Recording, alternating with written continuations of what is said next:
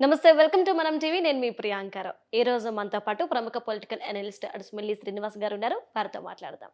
నమస్కారం సార్. నమస్కారం అండి. సార్, ఏపీలో ఇక్కడ హోరాహోరీ పోటీ అంటే వైఎస్ఆర్సీపీ అండ్ టీడీపీ కూటమి మధ్య జరిగిందని చెప్పుకోవచ్చు. మరి ఈ నేపథ్యంలో ప్రజల్లో టీడీపీకి ఉన్న ప్లస్ పాయింట్స్ ఏంటి, మైనస్ పాయింట్స్ ఏంటి, అట్లానే వైఎస్ఆర్సీపీకి ఉన్న ప్లస్ పాయింట్స్ ఏంటి, మైనస్ పాయింట్స్ ఏంటి, టోటల్గా ఏపీలో ఎవరు అధికారాన్ని చేపట్టే ఛాన్సెస్ ఉన్నాయి? మీరు హోరాహోరీ అన్నారు కదా, ఉమ్, హోరాహోరీ ఎవరి మధ్య ఉందంటే వైసీపీ అనుకూల ఛానళ్ళు, టీడీపీ అనుకూల ఛానళ్ళు. వైసీపీ అనుకూల యూట్యూబ్ ఛానల్స్, టీడీపీ అనుకూల టీడీపీ యూట్యూబ్ ఛానల్స్, అలాగే ఎనలిస్టుల్లో కూడా. అంటే కొంతమంది ఇప్పుడు అలాంటి ఉండను అనుకో, నేను డెఫినెట్గా జగన్మోహన్ అంటే కాంట్రించి ఉమ్మేస్తాను నేను. అంటే మొదటి నుంచి నేను డే బిగినింగ్ నుంచి అతను వైఖరి బాగోలేదని నేను వ్యతిరేకిస్తున్నాను. అవును. దాన్ని వాళ్ళు ఏమన్నా కులం పూసుకున్న పార్టీ ఏమన్నా పూసుకునేవాడిని, నేను చెప్పాలని చెప్తాను. అలాగే అతనికి అనుకూలంగా ఉన్నవాళ్ళు అతనికి ఉంటారు డెఫినెట్గా. ఆ పార్టీకి అనుకూలంగా ఉన్నవాళ్ళు మునిగిపోతున్నా కానీ అబ్బాయి ఇంకా పైకి ఊపిరాడుతుందని చెప్తూ ఉంటారు. వాస్తవ పరిస్థితులు చూసుకుంటే జగన్మోహన్ రెడ్డి గారికి వైసీపీకి కూటమికి మధ్య ఓరాహోరీగా లేదు పోటీ. చూడటానికి అలా కనిపిస్తుంది అంతే.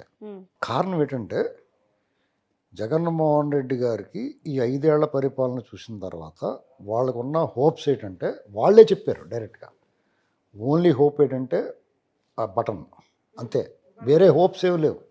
ఆ బటన్ నొక్కిన కార్యక్రమం తప్ప వాళ్ళకి వేరే కారణాలు చెప్తున్నారు. వాళ్ళు ఏమి చెప్పట్లేదు కూడా, వాళ్ళు చెప్పట్లేదు, జనాలకు కూడా అర్థమవుతుంది. ఇప్పుడు ఆయన 2019 ఎన్నికల ముందు ఇచ్చిన హామీలను నెరవేర్చాను, ఇదిగో చూడండి అని చెప్పడానికి ఏమీ లేదు కదా. పోలవరం అలాగే ఉంది, అమరావతి, పోలవరం, రైల్వే జోను, విభజన హామీలు అలాగే చచ్చినాయి. కడప స్టీల్ ప్లాంట్ గురించి 2 సార్లు ఈయనే 2 సార్లు మళ్ళీ శంకుస్థాపన చేశాడు. వైజాగ్ స్టీల్ ప్లాంట్ ఉన్నదే పోయింది, ఉంచుకున్నదే పోయింది అన్నట్టు చేసేస్తున్నాడు. ఒక్క పెట్టుబడి తీసుకురాలా. చూస్తున్నాం కదా. అంటే ఉపాధి అవకాశాల కోసం ఎదురు చేసి యువత ఈ పెట్టుబడులు రాక, ఉద్యోగ అవకాశాలు లేక, డిఎస్సి ప్రతి జనవరిలో జాబ్ క్యాలెండర్ ఇవన్నీ చేయటానికి అని ఆయన ప్రకటించి హామీ ఇచ్చాడు కాబట్టి అది చేయకపోవటం వల్ల యువత దూరం అవుతారు ఇప్పుడున్న గవర్నమెంట్కి. వాళ్ళలో నిరాశ ఉంది, అసంతృప్తి ఉంది. ఇక రైతులు పోలవరం ప్రాజెక్టు పూర్తి చేయడం కానీ, రాయలసీమకి ఇరిగేషన్ ప్రాజెక్టుల విషయంలో కానీ, అన్నమే గేటు కొట్టుకుపోతే దాన్ని పట్టించుకోకపోవడం కానీ, వరదలు వచ్చినప్పుడు, వాన వచ్చినప్పుడు, కరువు వచ్చినప్పుడు వాళ్ళు తగిన విధంగా స్పందించకుండా, ఇన్పుట్ సబ్సిడీ లేకుండా, పంట నష్టానికి భర్తీ చేయకుండా, వాళ్ళు పండిన పంటకి సరైన ధరలకు గిట్టుబాటు ధరలు రాకపోతే వీళ్ళు పట్టించుకోకుండా, అలాగే వరి పండించే రైతులు ఎక్కువ ఉంటారు ఆంధ్రప్రదేశ్లో, కోస్తా జిల్లాల్లో. అక్కడ వరి పండించడం ఒక కష్టం వాళ్ళకి. వరదల దెబ్బ తాటుకుని వరి పండించి బయటకు వస్తే దాన్ని కొనేటప్పుడు ఇబ్బంది. ఏదో రకంగా అమ్ముకున్నాడు అనుకోండి, డబ్బులు ఇవ్వడానికి ఇబ్బంది. అలా 3 అంచెలు వాళ్ళు మడతెట్టేశారు. ఆ రైతులు అసంతృప్తిలాగా ఉంది. విత్తనాలు ఇదివరకు టీడీపీ హయాంలో ఆ విత్తనాలు కావాలంటే వాళ్ళే ఇంటి పట్టుకొచ్చి ఇచ్చేవారు మీకు సబ్సిడీ మీద. ఇలాంటివన్నీ ఎత్తిపడేసండి. ఇక చిరు వ్యాపారులు చిన్న చిన్న వ్యాపారాలు చేసుకుంటారు. చిన్న చిన్న వ్యాపారాలు చేసుకునే వాళ్ళ పరిస్థితి ఎలా ఉండాలి? రాష్ట్రంలో అన్ని వర్గాలు బాగుండి ఉంటేనే వాళ్ళకి వ్యాపారాలు బాగుంటాయి. చిన్న వ్యాపారమైనా పెద్ద వ్యాపారమైనా. ఇసుక వల్ల నిర్మాణ రంగం దెబ్బతింది. నిర్మాణ రంగం దెబ్బతింటే నిర్మాణ రంగం మీద ఆధారపడిన కార్పెంటర్లు, తాపీ మేస్త్రులు, దినసరి కూలీలు, ఎలక్ట్రీషియన్స్, పెయింటర్స్, ఇలాగ అనేక అనుబంధ ఉంటాయి వ్యవస్థలు. వాళ్ళందరూ దెబ్బతినిపోయారు. మద్యం వల్ల ఆ రేట్లు తాగుబోతులందరికీ అతను ప్రధాన శత్రువు అయిపోయాడు. రేట్లు పెంచాడు, బ్రాండ్లు దొరకట్లేదు, నాసి రకం అమ్ముతున్నారు, పైగా ఆరోగ్యం పడదు. ఇలాగా ఒక్కో వర్గం దూరంతో వచ్చింది పరిపాలనకు సంబంధించి. జనరల్గా కొంచెం చదువుకున్న వాళ్ళు, కొంచెం న్యూట్రల్గా ఉన్నవాళ్ళు, ఏ పార్టీకి లేనివాడు సరే ఈయన బాగా చేసాడురా అని చెప్తారు. వాళ్ళే డిసైడింగ్ ఫ్యాక్టర్. వాళ్ళందరూ ఏం ఆలోచిస్తున్నారు, ఏం చెప్పాడు, ఏం చెప్పొచ్చాడు, రాజధాని విషయం, 3 రాజధానులు, ఇలాంటి మొదలస్టప్ ఆలోచన చేసాడు, కొన్ని అదన్నా సరిగ్గా చేశాడా లేదా, నేను వైజాగ్ వస్తున్నాను, అదిగో పండగ కొత్త. ఇప్పుడు సతీ లీలావతి అని సినిమా వచ్చింది. కమల్ హాసన్, కోవై సరళ వీళ్ళందరూ ఉంటారు అందులో కమల్ హాసన్ ఫ్రెండ్ వాళ్ళ ఆవిడని వదిలేసి పోతాడు వాళ్ళ ఆయన. పోతే ఈ కమల్ హాసన్ చెప్తుంది, అన్నయ్య కొంచెం ఆడు చెప్పి తీసురా అంటే వెళ్తాడు, నువ్వు రారా అంటే వస్తాడు. ఆ సెటిల్మెంట్కి వెళ్ళి ఆ సమాచారం చెప్పడానికి వస్తాడు. అన్నయ్య చెప్పంటే ఆ, దీపావళికి వస్తాడన్నావు రాలేదు అంటది. నువ్వు దీపావళికి వస్తాడని చెప్పావు రాలేదు, దీపావళి వెళ్ళిపోయింది అంటది. దీపావళికి రాకపోతే సంక్రాంతికి వస్తాడు అంటాడు. అలాగా ఈయన ఉగాది, దసరా, సంక్రాంతి ఇలాగా తిప్పుకుంటూ వచ్చాడు. 4 ఏళ్ళు 3 ఏళ్ళు అది చేయలేకపోయాడు. ఉమ్, పైగా ఇతను ఉన్నదాన్ని పాడు చేశాడు అమరావతిని. ఉమ్, ఇలాగ అతను అన్ని వర్గాలకి ఇలా మెల్లమెల్లగా అతను తెలియకుండా దూరం అయ్యాడు. ఇక్కడ బటన్ నొక్కుతున్నాడు, నొక్కాడు. నొక్కిని అన్ని సరిగ్గా పడినాయి అంటే పడలేదని మొన్న క్లియర్గా ఎవిడెన్స్ వచ్చింది. ఇతను ఎప్పుడు నొక్కినా అప్పుడు పడలేదు, తర్వాత ఎప్పుడో పడినాయి అనేటువంటి దానికి రుజువు ఏంటంటే మొన్న ఎలక్షన్ కమిషన్కి ఎలక్షన్ నాడు వరకు పడకుండా, అప్పుడు ఎప్పుడో నొక్కినాయి ఎలక్షన్ నాడు వరకు పడకుండా ఎలక్షన్ కమిషన్ ఆపిందని లబోదీపోమన్నారు. అంటే ఇతను ఎప్పుడు నొక్కితే అప్పుడు పడట్లేదు అనమాట. నేరుగా వెళ్ళిపోతాయని కూడా నేరుగా వెళ్ళకుండా బటన్ మాత్రం నొక్కిపోడు, తర్వాత ఎప్పుడో పడి వాటికి ఇష్టం వచ్చినప్పుడు. ఇలాంటి పరిస్థితుల్లో ఇవన్నీ ఒక రకమైన అడ్మినిస్ట్రేషన్ లోపం, చేతగాని దద్దమ్మ నిర్ణయాలు, పరిపాలన, ఇవన్నీ ఒక ఎత్తు అయితే దాడులు, దుర్మార్గాలు, అరాచకం, నిరంకుశం, నిరంతరత్వం, ఇది కొన్ని వర్గాలు నువ్వు ఎంత హాయిగా ఉన్నా, నీ బతుకు నువ్వు బతుకుతున్నా, నీకు ఎవరితోటి సంబంధం లేకపోయినా నువ్వు స్వేచ్ఛ అనేటువంటితోటి నీకు అంతర్గతంగా నీ మనసులో నీకు ఆ భావన ఉండాలి, స్వేచ్ఛ అనేటువంటి భావన. నువ్వు స్వేచ్ఛను కోల్పోయావు అనుకుంటే నువ్వు ఎంత బాగున్నాగా నువ్వు కురిపికిరి అవుతూ ఉంటావు.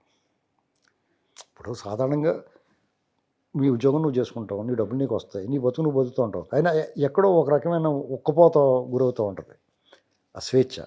అలాంటి పరిస్థితి కల్పించాడు ఈయన. నువ్వు ఏదైనా నీకు ఇబ్బంది వస్తే మాట్లాడడానికి లేదు, నీకు ఏదైనా పక్కోడితో తగ్గుపోతే లేకపోతే నిన్ను ఎవడన్నా అకారణంగా వేధిస్తే మీ కుటుంబాన్ని నువ్వు మాట్లాడడానికి ఉండదు.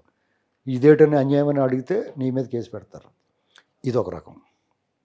ఇందులో మళ్ళీ ఆస్తులు దొబ్బేయటాలు, ఆడపిల్లల మీద అత్యాచారాలు, మనుషులను చంపేసి ఇంటికి డెలివరీ చేయటాలు, ఏ వర్గాలైతే అతనికి సపోర్ట్గా ఉన్నాయో వాళ్ళ మీద, ఒక డాక్టర్ని, ఇవన్నీ ఒకదానికొకటి అతను కూడా శ్రద్ధగానే జాగ్రత్తగానే అతను గొయ్యే, అందరూ మంచి ఉన్నత స్థానానికి వెళ్తే పెద్ద భవంతి కట్టుకుంటారు.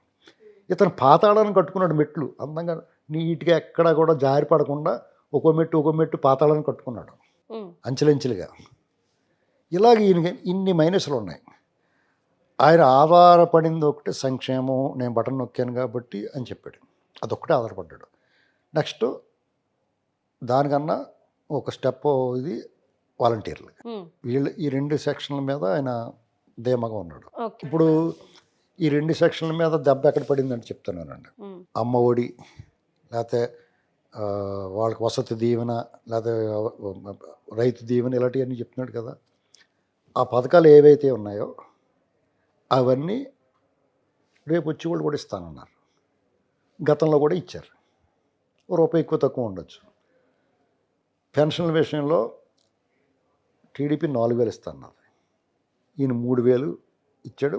3,500 4,000 3,500 చేస్తా అన్నాడు. ఈయన 2,000 నుంచి 3,000 5 ఏళ్ళలో చేశాడు.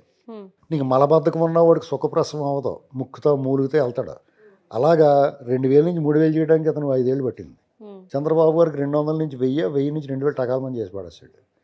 ఇప్పుడు అదే నమ్మకం ఆ వృద్ధులు ఎలాగుంటుందంటే 3,000 నుంచి 4,000 ఇస్తానండి ఈయన. ఆ 4,000 పైగా ఏప్రిల్ నుంచి ఇస్తానన్నాడు. ఏప్రిల్, మే, జూన్ 3,000, జూలై 4,000 కలిపి 7,000 జూలై 1వ తారీఖున ఇస్తాను. అదే కనపడుద్ది వాళ్ళందరికీ. నువ్వు ఎన్నాళ్ళు ఇచ్చినవి అన్నీ ఇప్పుడు ఈయన ఇవ్వగానే వెనకాల ఇచ్చినవి, అంతకుముందు ఇచ్చినవి తుడిచేసినట్టే వీళ్ళు ఇచ్చినప్పుడు వెనకాల ఈయన ఇచ్చినవి కూడా పోతాయి కదా. అక్కడ పప్పులో గాలేసాడు జగన్మోహన్ రెడ్డి గారు. కనీసం అతను కూడా 4,000 చేస్తానని చెప్పాలా. అది తన గ్యారంటీగా పడతాయి అనుకున్న ఓట్లు ఏదైతే ఉన్నాయో అక్కడ పెద్ద దెబ్బ పడింది. ఇంకోటి ఏంటంటే వాలంటీర్లు 2.5 లక్షల దాకా ఉన్నవాళ్ళు మీరు నా కోసం రాజీనామా చేసి పని చేయండి అంటే 60,000 మంది చేశారు. మిగతా వాళ్ళు వాళ్ళకి ఆయన 10,000 ఇస్తానంటున్నాడు. వచ్చేవాళ్ళు వాళ్ళు ఏమనుకుంటారు, వీడి దగ్గర ఉంటే ఇదే ఇస్తాడు, లేదంటే కొడతారు కూడా రా బాబు, ఎందుకు వచ్చింది, ఉన్నది ఉన్నట్టు చేసుకోవచ్చు, వీడు ఉన్నప్పుడు ఇలాంటి అరాజకాలు అవి చేసుకుంటా 10,000 తీసుకోవచ్చు అనుకుంటారు కదా. అలాగా ఆయన ప్రధానంగా 2 ఆటల మీద ఆధారపడ్డాడు ఆయన. ఆ 2 ఆటలకి వాళ్ళు గండి కొట్టేశారు. మహిళల విషయంలో మహిళలు ఎగబడి వచ్చారు, ఓట్లు జగన్కే వేస్తారంటే డెఫినెట్గా జగన్మోహన్ రెడ్డికి వేద్దాం అనుకున్న వాళ్ళు ఎవరో ఏమి ఇవ్వకపోయినా, జగన్మోహన్ రెడ్డి ఇవ్వకపోయినా వాళ్ళకి వేస్తారు.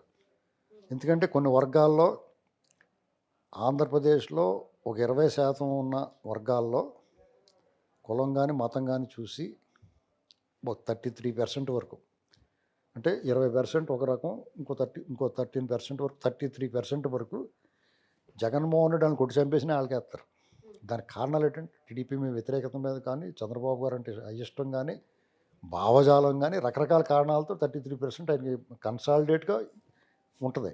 అదే ఉంది ఇప్పుడు. వాళ్ళు వేస్తారు, వాళ్ళు టీడీపీకి వేయరు.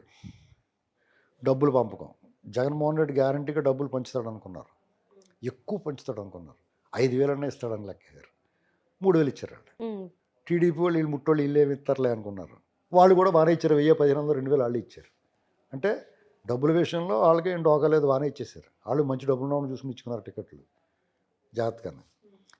ఇలాగా కూటమి దగ్గరికి వచ్చేటోడికి ఇంకోటి ఆశ ఏం పెట్టుకున్నారంటే వాళ్ళు, బీజేపీ కలిసింది కదా వీళ్ళకి దరిద్రం పట్టుకుంటుంది అనుకున్నారు వాళ్ళు. ఎవరో జగన్మోహన్ రెడ్డి వాళ్ళ టీం.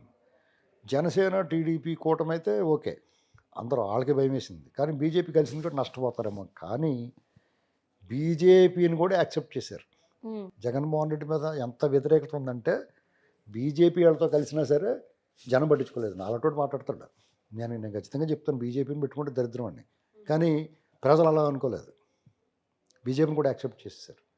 కాబట్టి ఇలాగ అనేక అంశాల్లో టీడీపీ కలిసి వచ్చింది అతను స్వయంకృతం.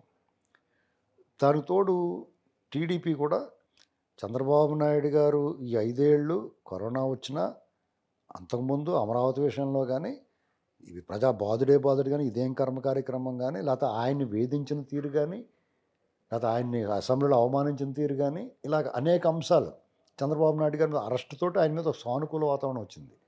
లోకేష్ గారి పాదయాత్రతోటి కొన్ని దూరమైన వర్గాలని, యూత్ని దగ్గర చేర్చుకున్నాడు. ఇతను సమర్థుడు రా, ఇతను కత్తిలా ఉన్నాడు కుర్రోడు అన్న భావన కలిగింది. ఫ్యూచర్ లీడర్ అనేటువంటి ఫీలింగ్ రప్పించగలిగాడు. ఎన్నాటికి మంచి ఫ్లేవరు, మంచి పెరుగన్నంలో పోపేస్తారు కదా, అలాగే పవన్ కళ్యాణ్ గారు. ఆయన వచ్చిన తర్వాత ఇంకా ఆయన తిరగలేదు కదా యూత్లో, డెఫినెట్గానే. ఇన్నాళ్ళు పవన్ అన్నకు ప్రయాణం ఇస్తాం, జగన్ అన్నకు ఓటేస్తాం అనే వాళ్ళందరూ కూడా జగన్మోహన్ రెడ్డి గారు గ్యాంగ్ పవన్ కళ్యాణ్ గారి మీద చేసిన ట్రోలింగ్ కానీ, తిట్లు కానీ, దుర్భాషలు కానీ, ఆయన అవమానించిన తీరు కానీ, వేధించిన తీరు కానీ, ఆయన సినిమాల విషయంలో కానీ, వ్యక్తిగత జీవితం విషయంలో కానీ, వాళ్ళు మాట్లాడిన, వాళ్ళు చేసిన శాస్త్రాలన్నీ కూడా వాళ్ళందరిలో వీటి సంగతి చూడాలనేటువంటి పట్టుదల, కసి పెరిగింది. ఇలాగా జగన్మోహన్ రెడ్డి స్వయంకృతం ఇదంతా. వీళ్ళకి వరంగా మారింది. దీనికి తోడు బీజేపీకి ఒక సెక్షన్ ఆఫ్ పీపుల్ ఓట్లు ఉంటాయి. ఎప్పుడైతే బీజేపీ టీడీపీ జతగట్టిందో వాళ్ళు పూర్తిగా ఇటువైపు వేయకపోయినా జగన్కి అయితే వేయరు. టీడీపీకి బీజేపీ ఓటు బ్యాంకులో ఓ 70% పడతాయి, మిగతా 30% రోధిస్తారు దెయ్యాలాగా వాళ్ళు. టీడీపీ అంటే వాళ్ళు వేయరు, వాళ్ళు ఓటింగ్కి రారు. వాళ్ళే ఆ 20%, ఓటింగ్కి రాని 20% వాళ్ళు ఉంటారు. ఇలాగా జగన్మోహన్ రెడ్డి గారికి విషయంలో మహిళల నుంచి కానీ, వ్యవసాయదారుల నుంచి కానీ, చిరు వ్యాపారుల నుంచి కానీ, మధ్యతరగతి, ఎగువ మధ్యతరగతి కానీ, ఎలైట్ పీపుల్ కానీ, విద్యార్థులు కానీ, వీళ్ళందరూ దూరంగా వెళ్ళిపోయారు అతనికి. అది ఆయన స్వయంకృతం. ఎన్నాటికి తోడు ఇంకో పక్కనే బ్రహ్మరాక్షసులే పట్టుకుంది వాళ్ళ చెల్లెలు ఇద్దరు, సునీత రెడ్డి గారు న్యాయ పోరాటం. ఇంకా మా నాన్న చంపే దుర్మార్గం ఇలాంటి వాడు ఓటేస్తారా మీరు అని అడుగుతుంది. వాళ్ళ చెల్లెలు అయితే నాకు ఇంత అన్యాయం చేయడు, నాకు ఓటేయండి బాబు, లేదా ఓటిచ్చండి బాబు అని చెప్తుంది. వాళ్ళ అమ్మగారు కూడా షర్మిలకు ఓటేయమని చెప్పింది. కానీ జగన్మోహన్ రెడ్డికి అలాగ అడుగుతాం, ఏ మొక్క పెట్టుకలు అడుగుతాం అని వాళ్ళ అమ్మ కూడా అన్నది. ఇన్ని రకాలు చెప్పిన తర్వాత కూడా ఎవడన్నా జగన్కి ఓటేస్తాడండి? ఒకవేళ లాజికల్గా ఆలోచించండి. ఇప్పుడు ఎవడన్నా మళ్ళా జగనే వస్తాడో, అతను ఎన్ని సీట్లు వస్తాయి, అన్ని సీట్లు వస్తాయి, ఎలాగ వస్తారా, ఎదవన్నారు ఎదవా అని అడగండి మీరు. ఎందుకంటే తప్పులేదు, ఒక లాజిక్ ఉండాలి కదా మాట్లాడడానికి. ప్రజలను మభ్యపెట్టడం ఎందుకు? రేపు ఇంక రిజల్ట్ వచ్చేది లోపల కూడా మభ్యపెట్టడం ఎందుకు? ఎలక్షన్ వరకు చెప్పు. ఎందుకంటే ఎన్నికల్లో లబ్ధి పొందడం కోసం నువ్వు ఇలా చెప్పడం వల్ల పాజిటివ్ సైన్ వచ్చి ఓట్లు వేస్తారు. ఇప్పుడు ఇలాంటి మాటలు మళ్ళీ ఆడవస్తాడు, 175 వచ్చేస్తే ఇలాంటి పనికిమాలిన మాటలు మాట్లాడితే పందేలే కాసుకు నష్టపోతారు కదా. అవునా కదా? ఇలా నష్టం చేయకూడదు కదా. ఎన్ని అంశాల ఆధారంగా కూటమికి, పైగా మీరు ఇంకోటి గుర్తుపెట్టుకోవాల్సింది ఏంటంటే గత ఎన్నికల్లో సింగిల్గా టీడీపీ సింగిల్గా పోటీ చేసి జగన్కి వీళ్ళ మధ్య వ్యత్యాసం 30 లక్షలు. 143 నియోజకవర్గాల్లో కేవలం 2% డిఫరెన్స్ ఇద్దరి మధ్య. ఇవాళ జగన్ మోహన్ రెడ్డిని విడిచిపెట్టి 15% పక్కపోయి ఉంటారు ఆయన దెబ్బకే. ఏమండి అటువంటిది టీడీపీ జతలో ఇప్పుడు జనసేన కలిసింది, బీజేపీ కలిసింది. బీజేపీ కలవటం వల్ల బెనిఫిట్ ఏంటి? వాళ్ళ వల్ల ఓట్లు వచ్చినా రాకపోయినా అరాచకం అయితే అరికట్టబడింది. 3-4 చోట్ల జరిగింది, రాష్ట్రం అంతా చేసినాం. దొంగ ఓట్లు వేసుకోలేకపోయాడు. నీ ఒక్క చోట కూడా నా ఓటు వేరే వాడు ఎవడో వేసాడన్న మాట వినపడిందా మీకు ఎక్కడన్నా? అంటే ఎవరి ఓట్లు వాళ్ళు వేసుకున్నారన్నమాట వెళ్ళి జాతకాన్ని. ఇవన్నీ ఆలోచిస్తే ఆయన 10-15 సీట్లు దాటి వస్తే చాలా గొప్ప. నేనైతే 9 సీట్లు వేస్తున్నాను. Okay, right. Thank you so much sir.